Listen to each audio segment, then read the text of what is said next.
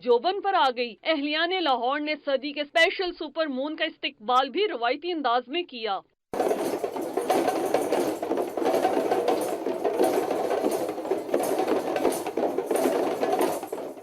Super moon के event को यादगार मनाने के लिए मकामी होटल में ड्रमर्स की टीम को मदऊ किया गया, जिनकी खूबसूरत बीट्स ने माहौल को मसहूर कुन बना दिया।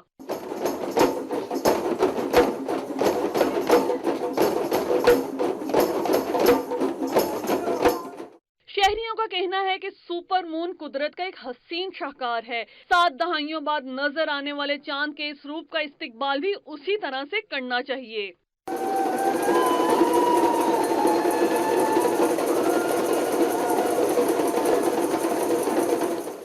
मामूल से 30% ज्यादा चांदनी बखेरते सुपर मून को माहिरीन फल्कियात ने पेरिजी सीजीजी का नाम दिया, जिसका खुशनसीबी या बदकिस्मती से कोई ताल्लुक नहीं।